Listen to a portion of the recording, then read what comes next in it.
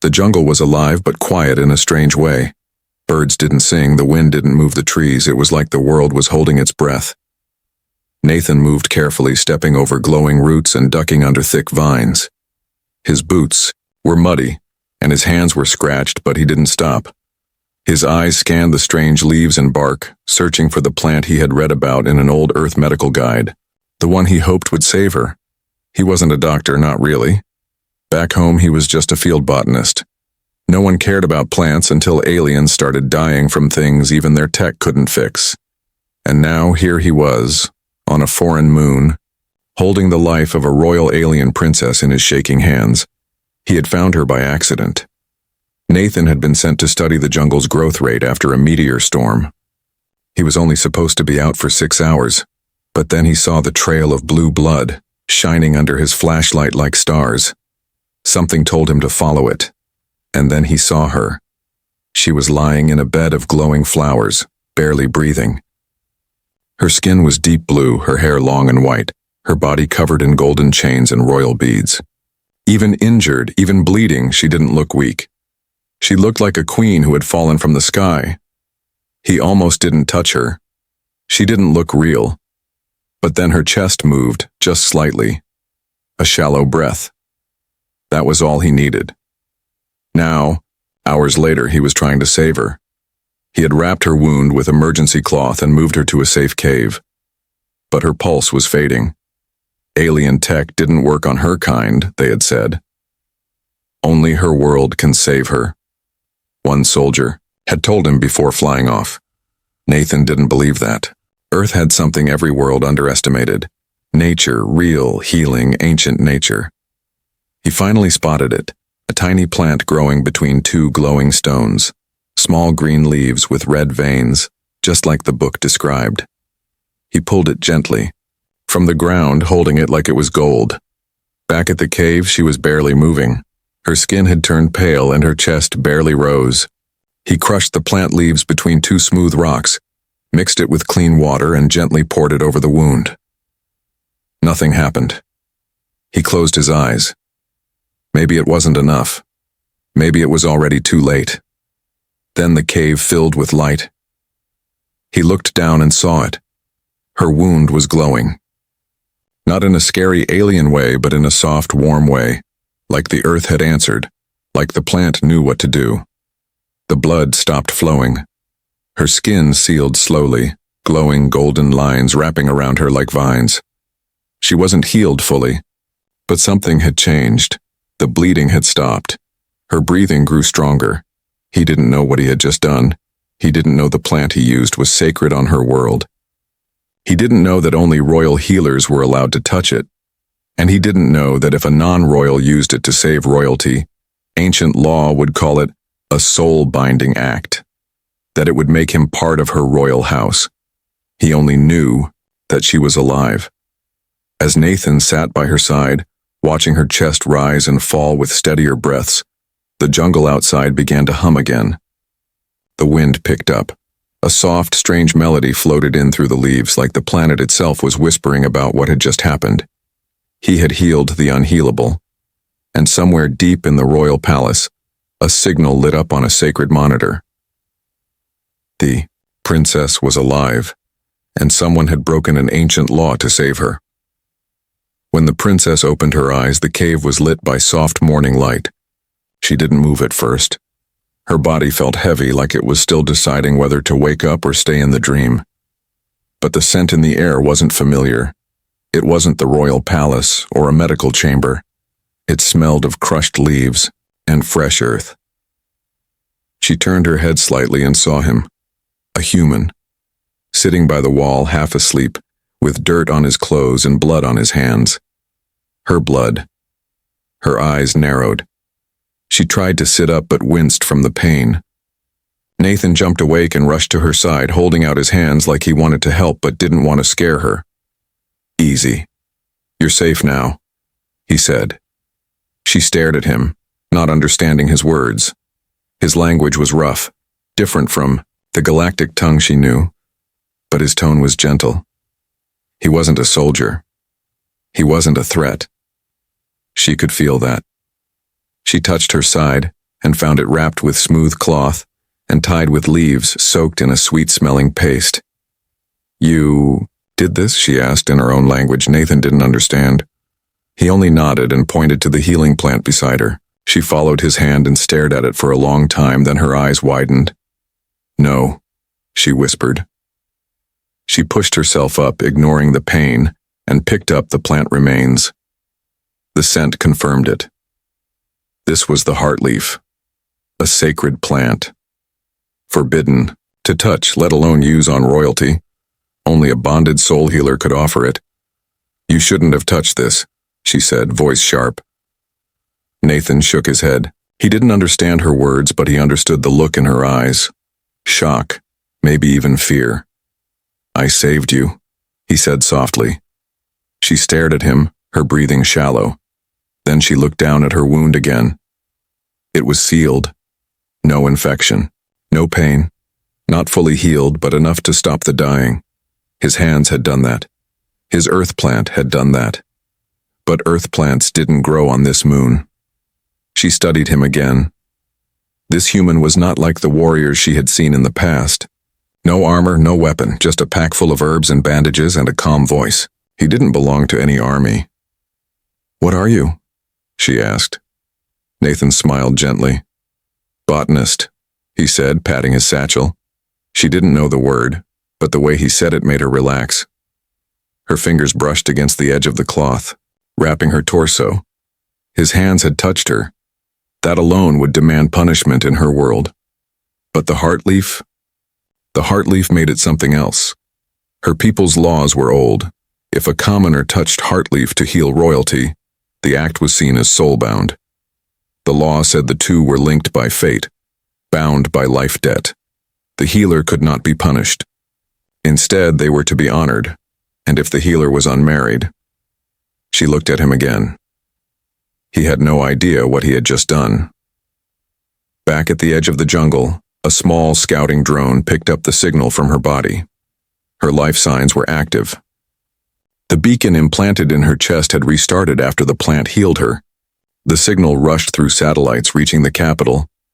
Inside the Royal Command Center, the general stared at the screen. The princess was alive, but her vitals showed a strange signature. Foreign biological matter had entered her bloodstream. "The plant," said one of the advisors. They all went silent. No outsider could touch the royal body. No foreign cure was allowed. Unless the ancient law had been invoked. They didn't need to speak. The law would decide. The human had touched the heartleaf, had healed the royal blood. Whether he meant to or not, the law was clear. He would be summoned, not as a prisoner but as the princess's consort, and he didn't even know her name yet. Nathan helped her sit against the wall of the cave. Her body was still weak, but her eyes were alert now. She watched his every move, studying him like he was some strange animal from another world. To her, he was. He handed her water from a container. She took it carefully. She didn't thank him, but she didn't refuse either. That was enough. He tried to speak again, pointing to himself. "Nathan," he said. She frowned slightly, then her lips moved. "Kylara," she said softly. He blinked. "Kylara," he repeated slowly. She nodded. Her name sounded like wind and fire together. He liked it. There was silence for a while. She drank slowly. He started to gather his things. He needed to move. They couldn't stay in the cave forever.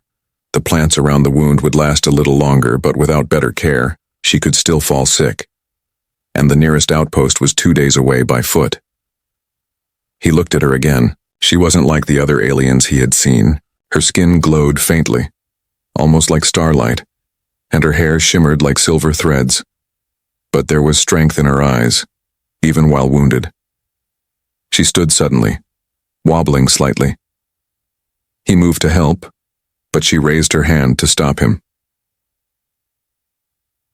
"I can walk," she said in her language.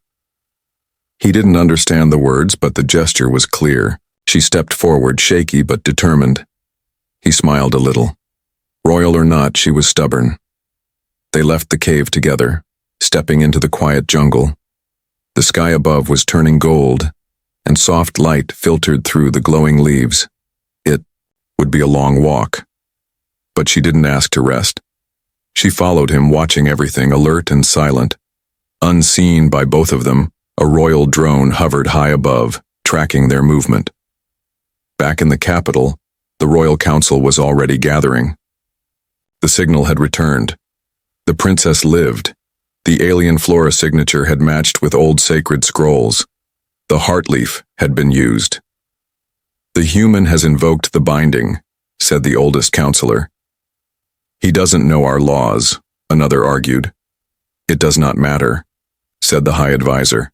"The law is the law." They sent a diplomatic team with haste, a royal escort ship and a team of interpreters. They could not risk scandal. A royal soul bound without ceremony was dangerous. If word spread that a human had touched her body, healed her with alien plants, and left without recognition, it would shake the noble houses. They had to act quickly. Meanwhile, Nathan and Kailara moved slowly through the forest. She began to trust his pace. He waited when she slowed. He didn't push. He offered fruit and safe water, checking for signs of infection. His fingers were gentle, never grabbing, always careful. She watched him closely. He had no markings of power, no military badge, no noble family rings. He wasn't even from her world. But his hands had stopped her death. That meant something, even if he didn't know it. As they reached the forest edge, they saw a ship descending. It was large, golden, and marked with royal symbols. Kailara's eyes widened. She hadn't sent a signal. Her people had found her. Nathan stepped in front of her, shielding her out of instinct. She touched his arm gently. "They are mine," she said. He still didn't understand, but he stepped aside. The ship landed with a soft hum. A platform extended. Guards in golden armor stepped out first, then diplomats, then a tall woman in deep violet robes, face covered by a glowing veil. Kailara stood tall even though she was still weak. The woman bowed. "Princess Kailara," she said, "you live, and the law has spoken." Kailara glanced at Nathan, who stood quietly beside her, confused but calm. "This is the human?" the woman asked. Kailara nodded. The woman looked at Nathan and gave a slow, formal bow. Then, by sacred decree, she said, "He is no longer outsider. He is consort." Nathan raised his eyebrows. He had no idea what was just decided, but everything was about to change. The ship was warmer than Nathan expected. Soft light filled the hallway, and the air smelled like spices and fresh leaves. He followed Kailara through the glowing corridor, still unsure of what had just happened. The guards had taken his tools, but not roughly. They didn't treat him like a prisoner, more like a guest, or something else. Kailara walked slowly beside him. She was still healing, but her back was straight, her steps proud. Two healers, in long robes, walked behind them, carrying small glowing orbs and whispering softly in her language. Every few minutes she would glance at Nathan. There was no anger in her eyes now, just questions. At the end of the hall, tall golden doors opened, into a chamber filled with strange energy. A large table made of crystal stood in the center, surrounded by tall figures in layered robes. Their eyes glowed faintly. Nathan felt like he had walked into a dream. Kailara stepped forward and bowed slightly. The room went silent. The oldest figure at the table spoke first. "You have returned, Princess Kailara. We feared you were lost." "I was," she replied, "but I was found, and I was saved." All eyes turned to Nathan. He shifted uncomfortably. One of the council members stepped forward, holding a long scroll. "The heart leaf was used," he said. "Your body accepted it. This cannot be undone. The one who gave it has touched royal life with sacred earth. He is now bound."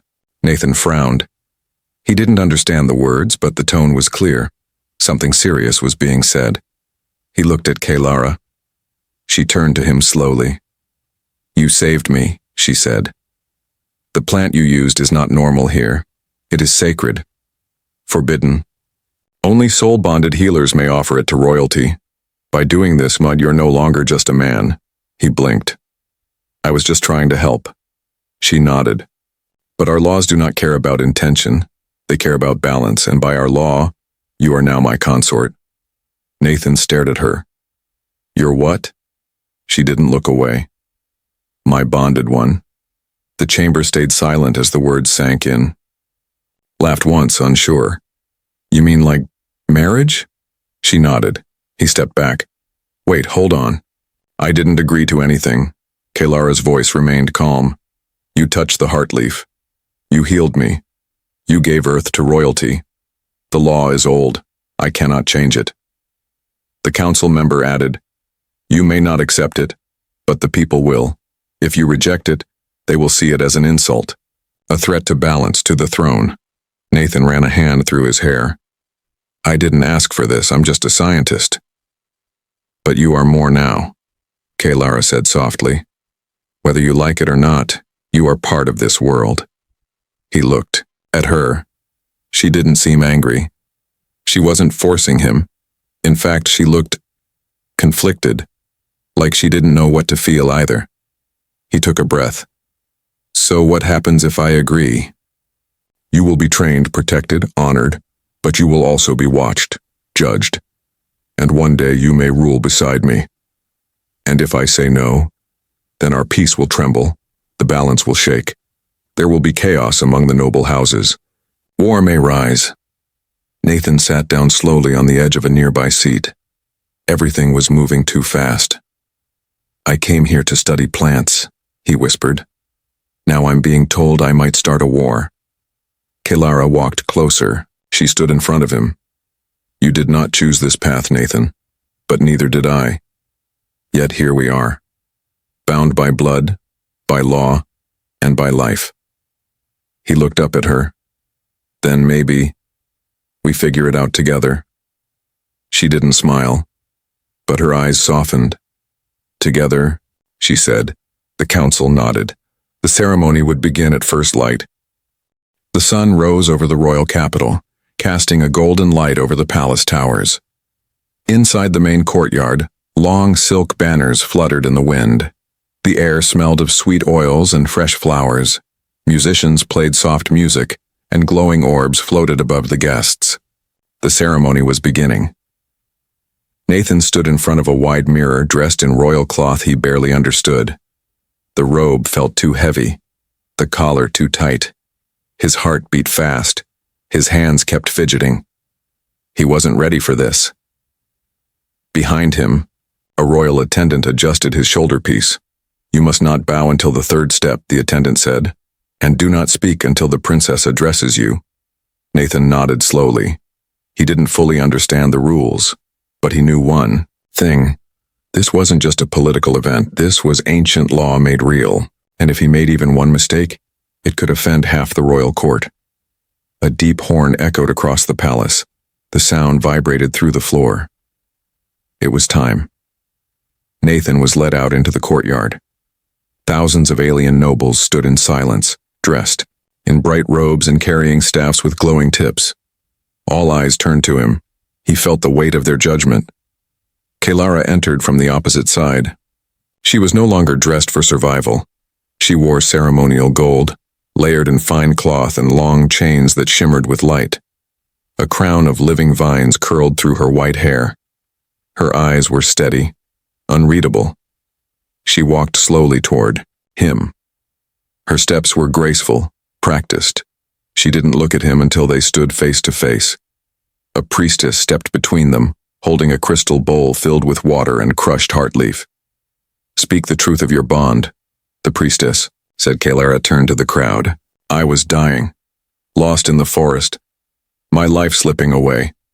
But the human did not walk past me. He healed me with his hands, with his earth, with his will. The priestess nodded. She turned to Nathan. He hesitated. Then he stepped forward. I didn't know who she was, he said. I only saw someone bleeding, and I did what I could. I didn't know your laws, but I won't run from them now. The priestess lifted the bowl. Kaylara dipped her fingers in and pressed them gently to Nathan's chest. The plant's juice left a glowing mark over his heart. The crowd gasped softly. The symbol meant something, to them. When Nathan looked down, the glow had already begun to fade, but the warmth remained. The priestess spoke again. "The bond is made." The crowd bowed in one motion. 1,000 noble heads lowered. Nathan blinked, unsure what to do. Kaylara stepped closer and whispered softly, "Now you bow." He followed her lead. The moment passed. Music rose. Light returned to the sky. The ceremony was complete. Later, they stood in a quiet chamber overlooking the city. The noise of the celebration echoed in the distance. Nathan pulled off the heavy collar and finally took a deep breath. "I feel like I just survived an exam I didn't study for." Kaylara sat beside him, her posture more relaxed now. "You did well," she said. "You sure?" He smiled. "I think half of them still want to throw me into space. They will come to accept you, or fear you. Either way, you are here now." He looked at her. "I'm not a ruler. I'm not royalty. I'm just a guy who studies plants." She didn't smile, but her voice softened. "Sometimes the smallest roots hold the tallest trees." He looked out at the city. It sparkled under the morning light. Alien, beautiful, strange, and now, somehow, it was his home. Nathan woke up to soft wind passing through open crystal windows. The bed beneath him was too large, and the blankets were woven with glowing thread. Everything in the palace felt like it belonged in a dream. He had spent the night in one of the royal quarters, now officially recognized as Kaylara's consort. But nothing about his life felt normal anymore. He stepped onto the balcony. Far below, the city was already awake. Floating transport ships hummed over shining roads. Markets were opening. Guards marched near temple walls. Even from this high up, he could hear the distant singing of early prayers. He turned as the door opened behind him. Kaylara stepped in, already dressed in royal training clothes. She walked toward him calmly, her movements always controlled. "You did not attend the morning meal," she said, still trying to understand if this is real. He replied. Kaylara didn't laugh, but there was a flicker of amusement in her eyes. "The council has accepted your bond. But many still watch you closely. They believe humans are unstable." He sighed. "Well, they're not wrong. We are, but not in a bad way. They fear change, and I represent it." She nodded. "You carry Earth's wildness, its unknowns. That makes you both dangerous and important." Nathan leaned on the railing. "That's not really the title I was hoping for." Kaylara joined him, her eyes on the horizon. "There is more," she said. He turned. A group of nobles refused to attend the ceremony. "They believe you have violated sacred law. One of them has sent a formal challenge." Nathan blinked. "Challenge? A test of knowledge and strength. If you fail, the law will not break.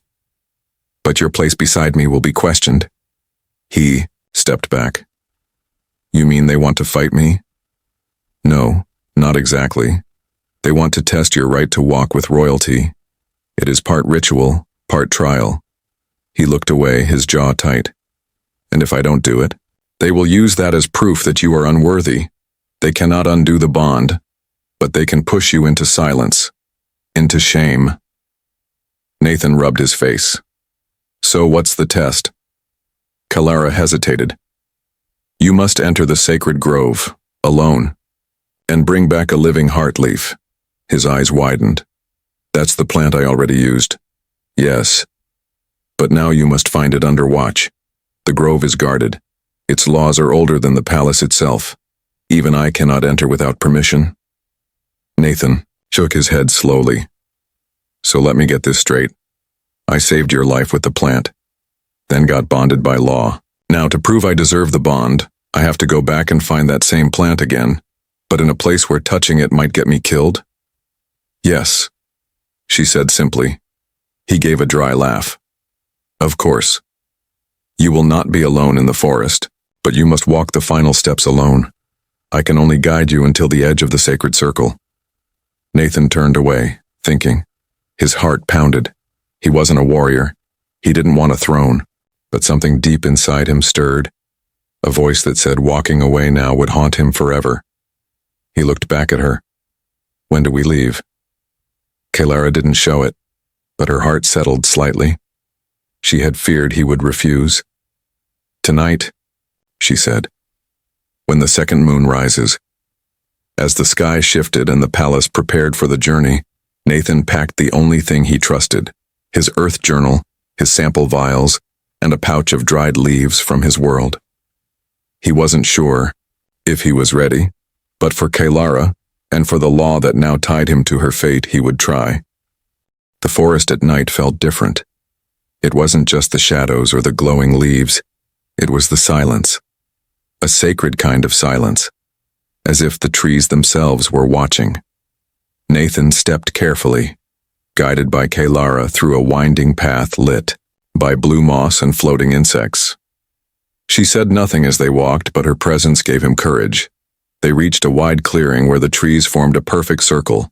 The air was thick with energy, warm and buzzing. Kalara raised her hand and stopped.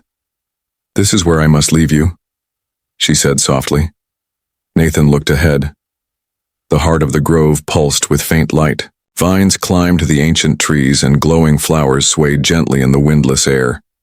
He turned back to her. "If I step in and fail, what happens?"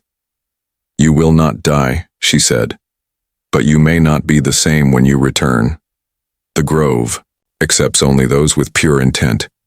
He gave a shaky breath. "Well, I didn't come all this way to back out now." Kalara handed him a crystal blade. "Do not cut the plant. You must convince it to release itself. If you force it, it will rot in your hands." He took the blade but hoped he wouldn't need it. She stepped back, and he walked forward alone. Each step into the grove made the air feel heavier. The plants around him turned slightly as if bending toward him. He saw glowing seeds lift from the grass and hover like small lanterns. The silence grew deeper. He spotted the heartleaf. It grew at the base of the tallest tree, its red-veined leaves moving like they were breathing. He knelt in front of it and placed his hand close, but didn't touch. "I know I'm not one of yours," he said quietly. "But I've seen what you can do. You saved her. Now they ask me to prove something to you." The plant shimmered slightly. "I didn't come here to steal. I didn't come to rule. I came to help someone who was bleeding, that's all. But now I've been pulled into something bigger than me." He placed a small pouch of earth soil beside the plant. "This is from where I was born. Not perfect, not holy, but it's honest." The ground beneath him pulsed once. The heartleaf moved gently, its roots loosening on their own. It lifted, as if rising to his hands. He caught it carefully, heart pounding. He didn't speak. He didn't need to. The forest had heard him when he stepped out of the grove. Kalara was waiting, her face unreadable. He held out the plant, still glowing in his palms. She took a slow breath. "It accepted you," he nodded. "I think I accepted it too."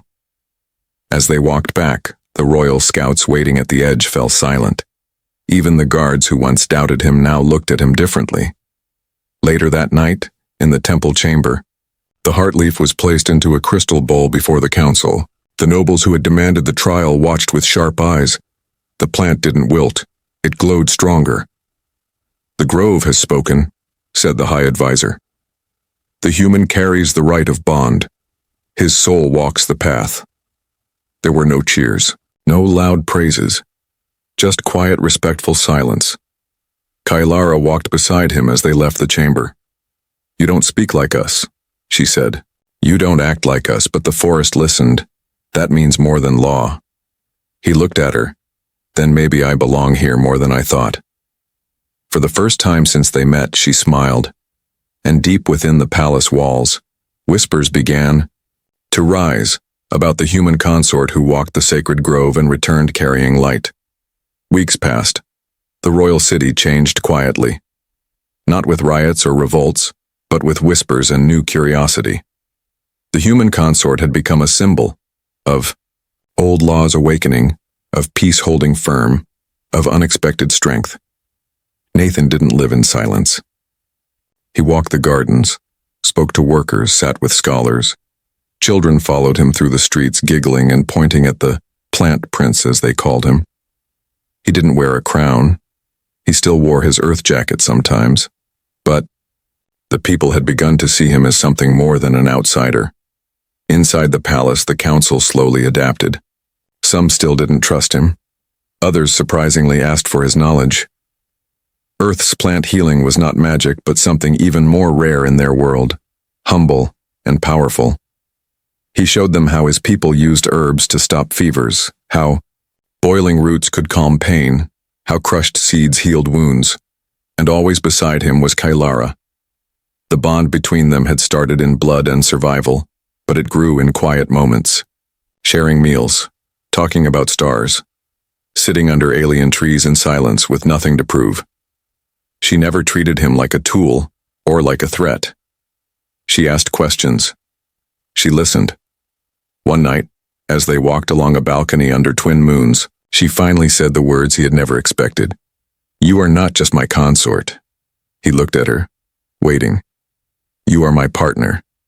In choice, in law, and in heart." Nathan didn't answer right away. He stepped closer and gently touched her hand. "You saved me too," he said. "I came to this world lost, and now I have something to stand for." She turned to face him fully. "Would you stay even if the law didn't bind you?" "Yes," he said. That was enough. The next morning, a final ceremony was held, not by law, but by choice. A circle of flowers was placed around them, petals falling like soft rain. This time, no priestess gave instructions. No scrolls were read. It was just them. She placed a ring made from woven heartleaf stems onto his hand. He returned the gesture with a band crafted from earthwood and alien crystal. Two worlds joined without force. The palace bells rang long and low. It was not just a bonding anymore. It was a beginning. And when word reached the outer colonies, something shifted. For centuries, Earth had been seen as wild, dangerous, unpredictable. But now they spoke of Earth as the place where healers grew, where balance could be found, where humans could love not just with passion but with purpose. One evening, while walking through the royal greenhouse he helped build, Nathan paused beside a new plant. It was a hybrid, earthroot, alien stem, glowing petals. The first of its kind. Kailara joined him there. "They named it the life-bind flower," she said. "They say it only blooms when two worlds grow from the same soil." He smiled. "Sounds familiar." She leaned gently against his shoulder. "What do you want to do next?" He looked at the glowing garden, the city skyline beyond, and the future stretched out under alien stars. "Let's plant more," he said. Together. And so they did. Not just in soil, but in hearts, across cultures, and through a bond that started with a simple act of kindness in a jungle no one expected a human to survive. The princess lived, the human stayed, and an ancient world learned that sometimes the rarest healing didn't come from royalty or tradition. It came from Earth,